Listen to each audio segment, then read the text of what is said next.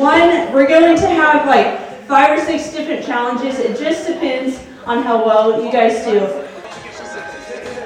Yes! You got it! Oliver. Happy birthday to you.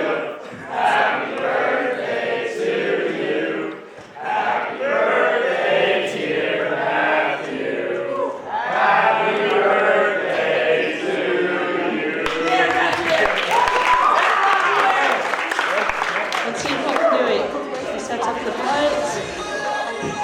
Oh! They don't care. They're heartless. Yes? Nice. Right there. More love. They are very fast asleep in the back over there. Oh, she got. What are you doing?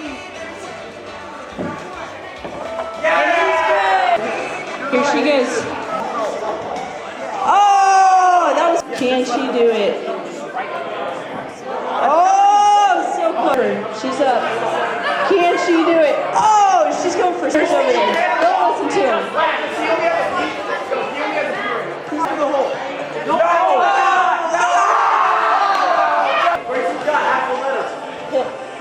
It's just like a short eye. You don't have to fully say it. Oh, can it be? Oh, just short. Can he do it? Oh, it's a little too much. Can he do it? Listen to your heart, Grayson. You don't know him. Oh, for you. Pig. It's Pig. Let's go ahead and say bye to Grayson. Say bye, Grayson. Just trying to get the right speed off the wall. Oh, there's some love in here. Oh. All right. You go first, sir. Yep. All right. Here we go. Can we get a slow clap going? Do you guys? That was the fastest clap of my life. Oh! Tucker's a good friend. He's cheering her on. Oh! All right. Let's give it up for Harper. Harper is our winner. Thank you guys. You can go ahead and take a seat. So we have a few photos from the weekend. You guys, it was super, super fun. And if you're in high school, I hope you guys are getting excited for winter camp. Yeah. So, middle schoolers had a ton of fun, and high schoolers, I know you guys will too. So I just wanted to say, thank you for all the middle schoolers who went, and I hope high schoolers, you guys can come back and say the same things middle schoolers are saying right now. Today, we're ending our series in the book of John, so you can say, aw.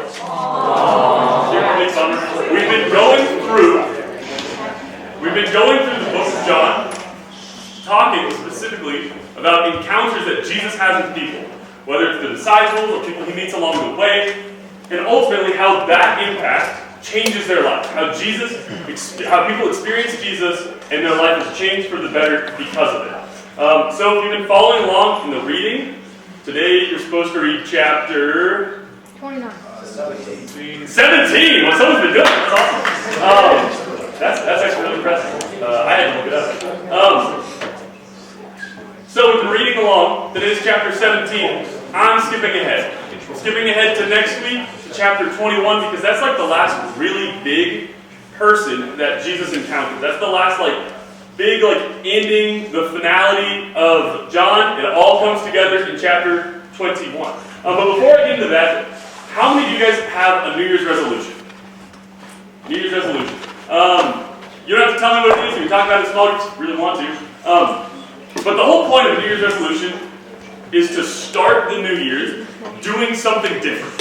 Maybe it's I'm going to get straight A's this year, right? You're going to focus on academics. Or maybe it's, I'm going to make the basketball team or the volleyball team or whatever it is. I'm going to do the thing. But statistically speaking, right around this time in January, early February, most people quit. 80 to 90% of New Year's resolutions are completely dropped by this week in the year, which is super short, if you think about it.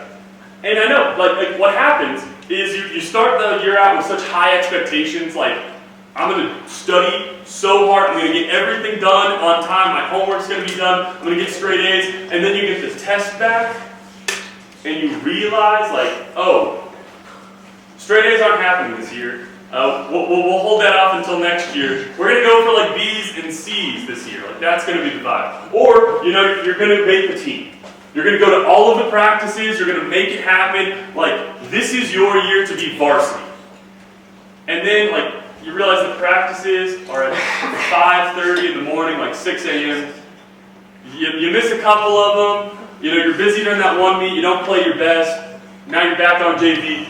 Ultimately, like, life just happens, right? We can all agree, life just happens.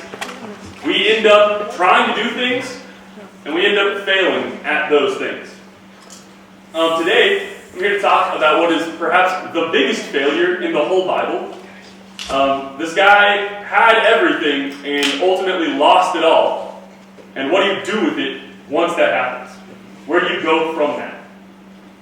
So today we're talking about Peter. If you remember a couple weeks ago, we talked about how Jesus first met Peter. He calls Peter to be a disciple, and after that, Peter and Jesus are like, they're tight. Like, there is hardly anyone else in the Bible that loves Jesus more and Jesus is closer with than Peter. And this ultimately affects Peter. He gets really, really like confident in his love of Jesus. And in the Last Supper, right before Jesus is about to go to the cross and die, Peter starts boasting. He starts bragging. He's like, Jesus, if everyone else in this room, all the disciples, were to fall away and walk away from their life with you, I wouldn't. I would be with you to the very end. I love you more than everyone else in this whole room, which is a real, like, confident thing to say. Like, that's doing too much.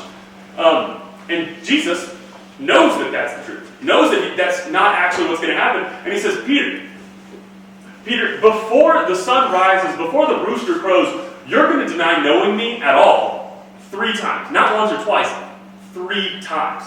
And Peter just can't believe it. He's like, absolutely not, God. Like, that can't happen. So the night progresses, right? Jesus gets arrested. He's in trial in front of the Romans, in front of the Jewish leaders at the time. And what does Peter do? He's out in the courtyard watching the trial happen from afar, because he's not close to Jesus. He's not with him. And this guy comes up and says, like, hey, weren't you with Jesus? Weren't you with him? And what does Peter do? But denies him. He says, no, I don't know that guy. Another person says, no, I saw you with him. I know you were with that guy. And what does Peter do again? Nah, that ain't me. I know that guy. He does it a 3rd time with like a little girl. The Bible says like a girl comes and asks him about it. And he still says no. Now, I don't know if you know anything about like the scriptures and good and bad things.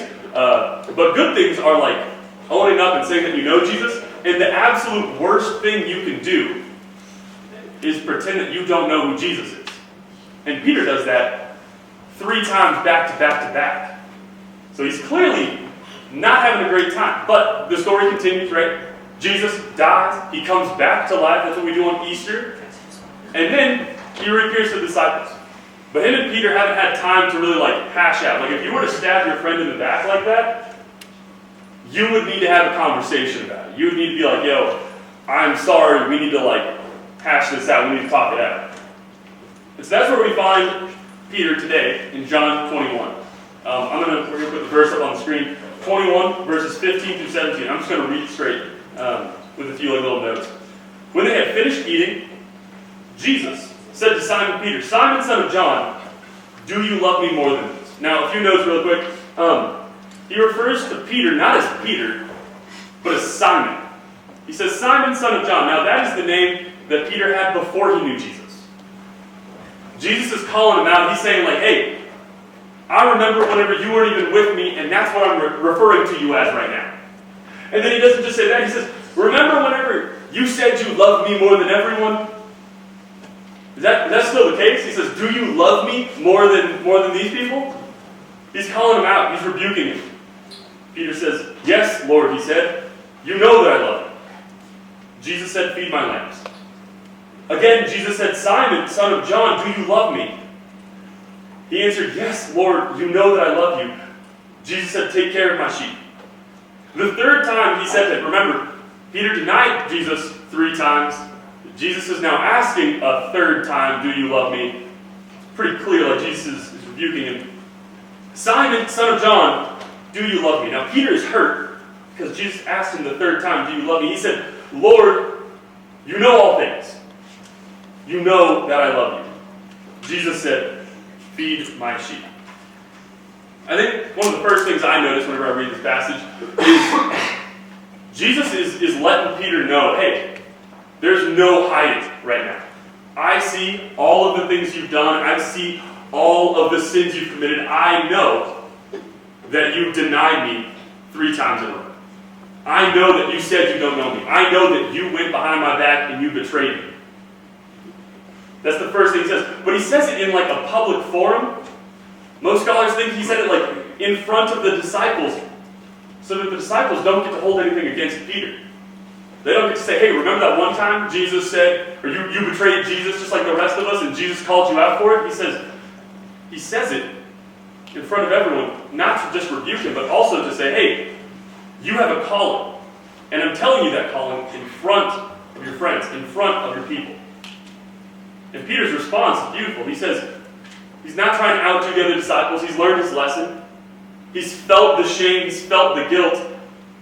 But rather than trying to hide or justify himself or say anything else like, oh, you know, Lord, I still love you more than these. You know I'm still... He says, God, I don't want to speak for everyone else, but I just want to let you know, I still love you. In essence, he's saying, I am so sorry. I see the error of my ways. I see where I'm wrong. God, I'm sorry. I love you. So then what does that mean next? It means that Peter is not just sorry, but Jesus then takes it a step further and reinstates Peter. He doesn't just say, hey, you're no longer a disciple because you abandoned me. He says, I'm actually asking you to do more now. I'm asking you to lead. In the full story of the crucifixion and Easter, there's Peter, who denies Jesus, and we know about that. There's also another guy that's weirdly similar. It's Judas. Y'all know the story of Judas? Ultimately, Judas is the guy who sets the whole thing in motion. He looks at Jesus and sells him out to the Romans, sells him out to the Jewish leaders that are ultimately going to get Jesus killed. So Judas did just as much betraying as Peter. There's just one major difference. Judas felt this guilt, felt the shame, internalized it, hid it, didn't do anything with it, let it sit and fester. And ultimately, Judas isn't one of the 12. He walks away from the faith. He dies a horrible death. But Peter has the same guilt, the same amount of betrayal, but instead lives with it. He says, I'm going to do something better with this. I'm going to go run back to the feet of Jesus. I'm going to go back to God and see what he would have me do. And what happens to Peter is he ends up leading. In a couple chapters later, in the book of Acts, we see Peter leading literal thousands of people to Christ. He goes on trial multiple times and confesses that Jesus is the Lord. See, the change that happens right here because of this instance is astronomical. Peter goes from being this guy who's just constantly saying dumb stuff if you read the book, to suddenly changing and leading thousands upon thousands and beginning the whole church that we have today. Ultimately, what I'm trying to tell you is Jesus still wants you on his side. It doesn't matter what you have done that's shameful and hard and horrible. Like Jesus already knows it, just like he knew Peter's story. But he wants you to do something with it. He doesn't want you to just sit on the sidelines and say, wow, this really sucks. I hope Jesus will accept me back. He wants you to be a leader. A quick story of like the worst day in my life. One of the worst days of my life. A couple of years ago, I was in college. And for summer, I had a job as like a summer camp counselor kind of guy. I would go across the country, me and my buddies would drive in this van, and put on junior high summer camps for kids, and it was really fun, it was good. But on our days off, we would have a lot of free time. So one day we said, hey, we're going to go drive along the California coast, middle of nowhere, and we're going to end the day in San Francisco. That's kind of where the camp was. So we're going to end the day in San Francisco, have all the like clam chowder on Fisherman's Wharf, like do the normal like San Francisco thing. It's going to be dope. But one small little hiccup, can we see the picture? One small little hiccup. I drove the van into a ditch. Yeah, it was not great. I've since learned a lot about it. Yeah, it's the worst day of my life, but we can find it. What happened? Well, yeah, I know the shirt. This was like peak 2017 fashion, 2018, something like that. And so we have here the worst day of my life. Every one of the people in this picture, and some that are also like so mad at me they wouldn't even be photographed, was like violently angry at me because I ruined all of our day in San Francisco. The dream was that we would go there, see the Golden Gate Bridge, have a good day, and instead it was us spending like 6 hours on the side of the highway waiting for a tow truck all day. So it was rough. Like I tell you what, I felt all sorts of guilt and shame. But the people in that picture quickly became some of my best friends. After they got over their like initial anger, one of the guys, Ian, eventually, like, he already knew Christ, but we had some of the best conversations of my life on the side of that road. Ashley, later, we became best friends, and we still keep in touch to this day. Now, the situation was really rough. Like, I've since gotten a lot better at driving. I know, we're good. But from that, Jesus used those conversations to build friendships that now we look back and we laugh and we say, do you remember that time? And we got closer as like a group because of it. God wants to use you no matter what. Jesus, first of all, Jesus sees you. We've talked about that time and time again. Jesus already knows whatever your sin is, whatever your shame is, whatever your guilt is. You don't even have to tell other people about it. Jesus already knows it. And what he wants you to do is leave the guilt, leave the shame, leave the sin, and follow him. And what following him looks like is simply just being Jesus to other people. Doing what Jesus would do for other people. The world is a really gross, dirty, fallen place, right? We can agree on that? Y'all have an internet connection, correct? Yeah, we look at the news constantly, and it's just like, oh, this place sucks. Like, things are falling apart, social systems are falling apart. Y'all name it. But who else can reach something that's so broken than someone who is broken? Who else can do that? See, every one of you guys is in a special friend group, right? I want you to just close your eyes and think for a second of like, who are the best friends that you have? What do y'all do together, right? Maybe you're like skaters, and y'all are like, we love skateboarding together, we hit skate parks every weekend, that's our thing. Maybe it's, you play basketball, or you play a musical instrument, or whatever it is. Whatever you have in your mind, I just want you to know that there is no one else on this planet that can reach that friend group the way that you can. Your brokenness and fallenness is so specific to you that there are people that God has put in your life that can't hear the gospel any other way. God can use anything, and what he wants to do is use you.